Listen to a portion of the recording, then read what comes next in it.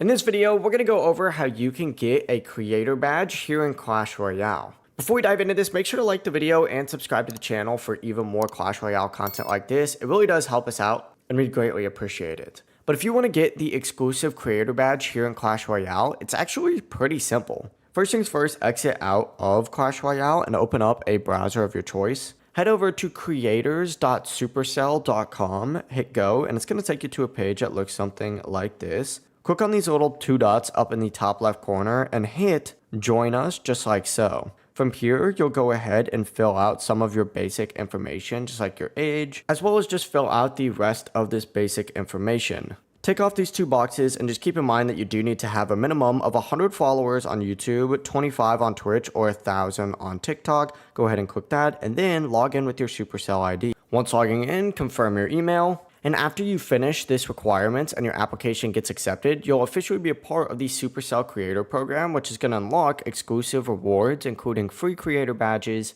right inside Clash Royale. I hope this video helped you out. If it did, make sure to like the video, subscribe to the channel, and of course, comment down below if you have any questions and we can help you out further. Have a great rest of your day. Peace.